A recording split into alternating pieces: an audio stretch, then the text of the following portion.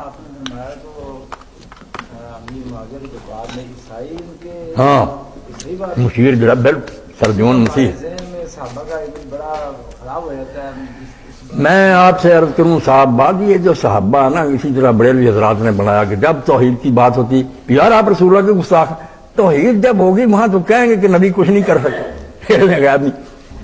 شخصیت پرستی بھی شرک کا ایک شعبہ.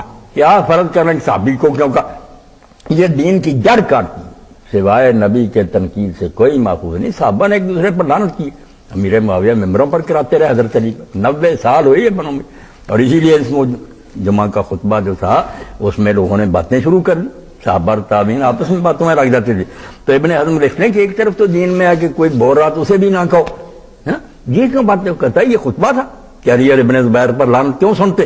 اس بکواس کو نہیں سنتے تھے. وہ عید کا خطبہ ویسے پہلے کر لیا. لوگ اٹھ جاتے تھے. انہوں نے کہا نہیں سنانا آئی. صحابہ نے کہا کہ کیوں تم یہ سنت میں کہنے لگے بدل گئی سنت. یہ تو بخاری مسلم میں آپ نے انہوں نے اپنی اغراض کے لیے دین کی مٹی پلی کی. جب یہ شرک امت چھوڑ دے گی نا صحابی کو بھی پکڑ لے گی بالکل آزاد ہو جائے گی اور دین آ جائے گی. یہ غلامی ہے کہ فلاں کو کچھ نہ کہو. کیوں نہ کہا صحابی زیادہ مجروح ہے کہ رسول اللہ کا زمانہ پایا اور حضور کے ساتھ پھر یہ حرکتیں. ہمیں کنسیشن مل سکتی ہم بعد میں آئے ہیں اور آپ نے سنی نہیں حدیثیں. حضور نے تو ہمیں 7 گنا ان سے زیادہ ثواب بتایا کہ امتی جو ہے جنہوں نے مجھے دیکھا اور ایمان لایا ان کے لیے 1 مرتبہ توبہ ہے اور جنہوں نے نہیں دیکھا اور مانیں گے 7 مرات 7 مرتبہ. اور انصاف بھی یہی کہ ہم بعد میں پیدا ہوں تو ہمارا قصور ہے کوئی. اللہ نے پیدا کی کوئی بات نہیں ہے. وہ جو کہتے ہیں نا آپ نے کہا کہ ایک مد جو ہے ان کا جواب ہے وہ تو صحابہ کو کہا ہمیں نہیں کہا.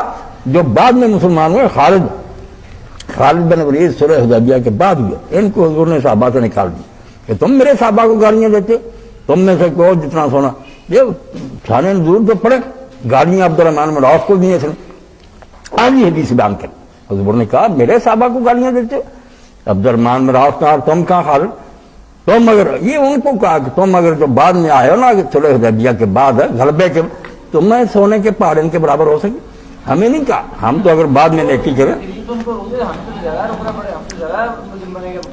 کیا نہیں گالی اور بات ہے کہ کوئی آدمی گالی تو کسی آدمی کو بھی نہیں دینی چاہیے. مگر یہ کہ کام انہوں نے غلط کی. یہ تنقید عمر بھی روک دیتے کوئی نہ ٹوکے مجھے دین کا بیرا نہ کر کو. یہی تو مثالی دور ہے کہ ایک عورت ٹوک رہی ایک عام آدمی ٹوکتا. یہ تنقید جو معاویہ نے روکی ہے یہی تو ہونا روکا میں ایک غلامی ان کا شکنجہ کرتے بولے نہ ہم جو جی چاہ کرتے. اس میں ان کے گناہ چھپا لیے. یہ ان کا پروپیگنڈا کہ صحابہ کو کچھ نہ کہو کہ ان کے بڑے بڑے اور ماہر کا جب لکھتا ہے کہ معاویہ کے جرائم کا کوئی ہمارے پاس دفاع نہیں تو کہتے ہیں سوائے اس کے کہ صحابیت نے اس کو گھیر رکھا. یہ بخانڈہ ہے. حضور نے سزائے نہیں دی. کہا فاطمہ اگر چوری کرے ہاتھ کاٹ دی.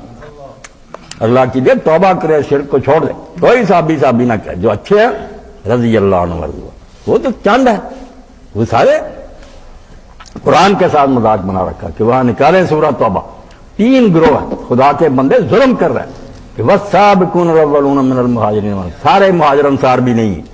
مہاجر انصار میں سے جو نیکیوں میں اول اور آگے نکل گئے ٹوٹی ان کے بارے میں اللہ ان سے راضی ہو گیا. دوسرا گروہ فرمایا کہ مدینے اور ارد گرد منافق. اب ہم کیا صحابی کو پھنسا کرے کہ ہے کہ نہیں لا تعلم نحن نعلم. اے رسول تو بھی نہیں جانتا مراد النفاق. وہ اتنے ماہر منافق ہیں کہ تو نہیں جانتا.